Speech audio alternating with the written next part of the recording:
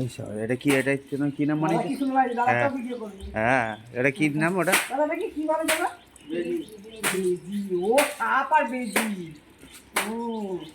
ভালো হয়েছে তো।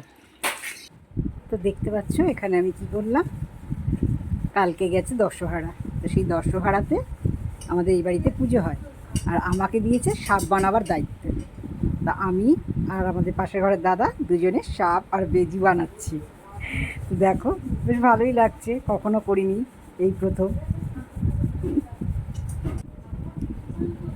দুজনে আমি আর দাদা বানাচ্ছি, আর আমাদেরও ভিডিও করছে, বেশ ভালোই লাগলো। দেখো দশহারার পুজো।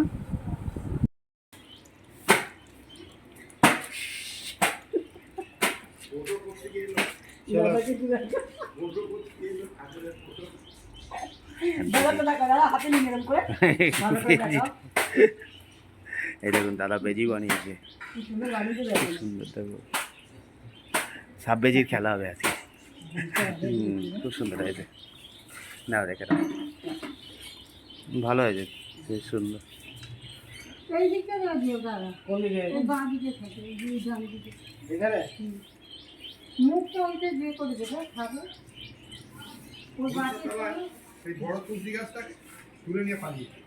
কোথায়? এখানে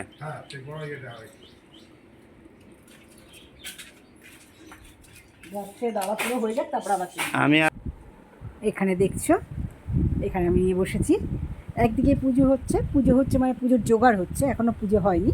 ওখানে কাকিমা ওরা সব জোগাড় করছে, আমি জাস্ট ওটা বানিয়ে দিয়ে আমি চলে এলাম আমাদের টিফিনের দিকে। টিফিন করতে হবে, খেতে হবে। আর যেহেতু আজকে দশহারা, সেহেতু আমি আজকে চিন্তা করেছিলাম যে নিরামিষ খাবো। এই বাড়িতে সবাই নিরামিষ খায়, তা আমিও ভেবেছি নিরামিষ খাবো। তো welcome back to my channel Manju's blog. তো দেখো এখানে আমি কি করেছি জানো, আজকে ওই গাজর, আলু আর টমেটো সব দেখো ওই গ্রেটারের মধ্যে আমি সব গ্রেট করে নিয়েছি। গ্রেট করলেও ভালো লাগে খেতে, একেবারে যে খারাপ লাগে তা না। তা আমি আজকে গ্রেটারেরই গ্রেট করে নিলাম। আর এখানে দিয়ে দিয়েছি একটু চিনি আর একটু নুন, একটু টেস্টটা হবে বলে একটু সামান্য একটু চিনি দিয়ে দিয়েছি। তো যাই হোক, দেখো এটা দিয়ে আমি এখন কী বানাবো তোমরা দেখতে থাকো। তো বন্ধুরা দেখো, কদিন আগে তোমাদের বলতে ভুলে গেছি, কদিন আগে বলতে জামাই ষষ্ঠীর দিন আমি তো বাড়িতে গেছিলাম, বাপের বাড়ি থেকে আমাদের তোমাদের দাদাভাই আমাকে নিয়ে এসছে ওই বাড়ি থেকে, একেবারে খাবার দাবার নিয়ে এই বাড়ি চলে এসেছি। যে দাদাভাই বলছে আমি গরমে খেতে পারবো না, ঘেমে টেমে আছি, অফিস থেকে এসেছি।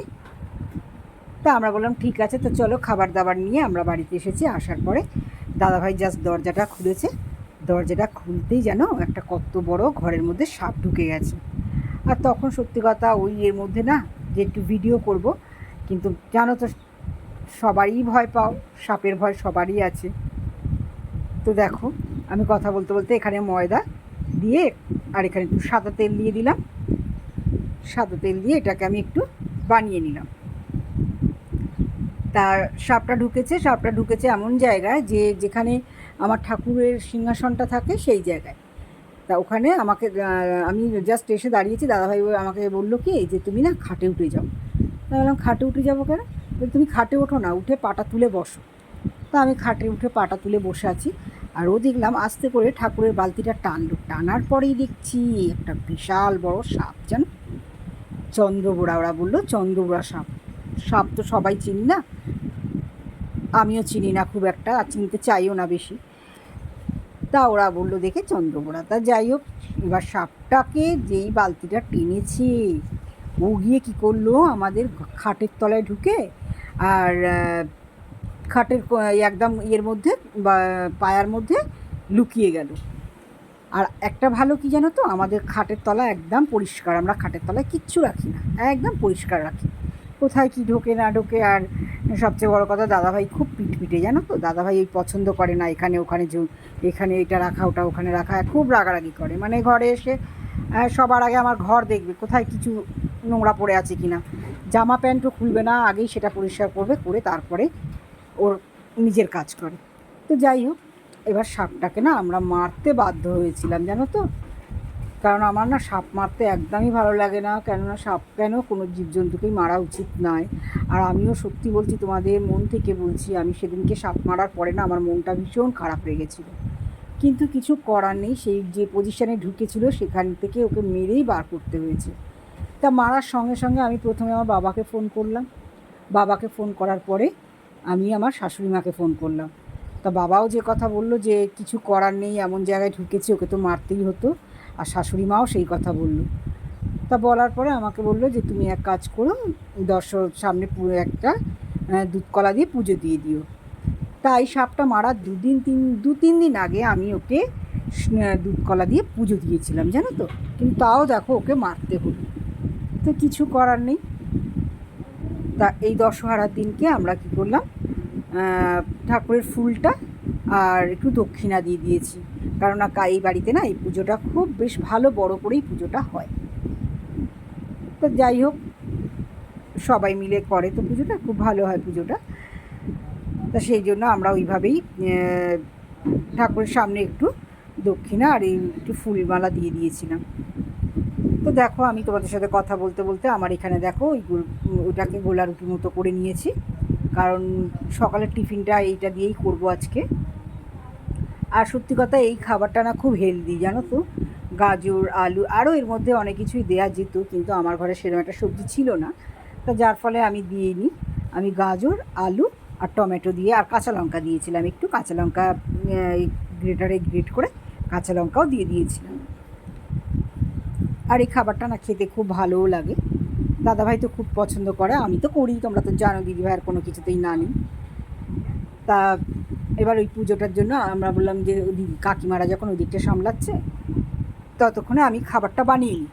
খাবারটা বানিয়ে নেওয়ার পরে, কারণ কাজ করার পরেই খেতে হবে। তো দেখো এদিকে ঠাকুরমশাই চলে এসেছেন।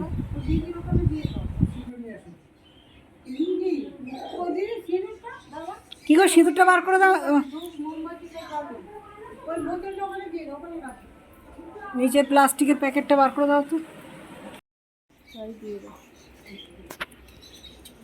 দিয়ে দেবো, গোলা দিতে হয়, একটু তেল লাগছে না, প্রদীপ আনিনি, ওই তো প্রদীপ।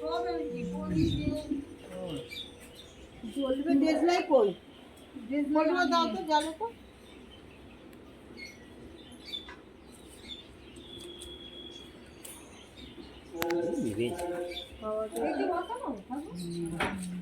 ওই দুধটা একটুখানি ঢেলে কোথায় ওই কলা পাতাগুলো ওই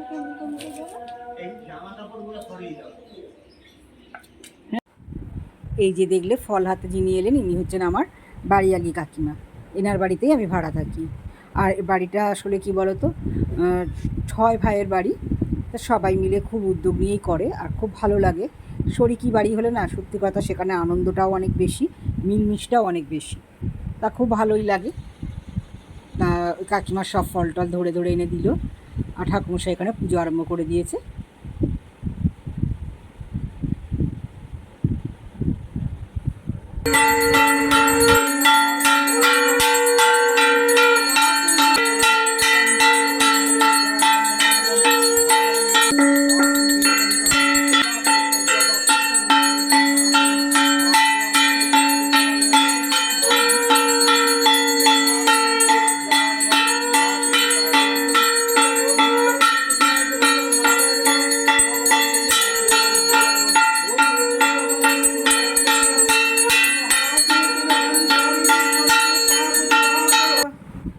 এখানে দেখো আমার পুজো হয়ে গেছে ওখানে, আর এখানে আমরা চলে এসেছি খাবার নিয়ে।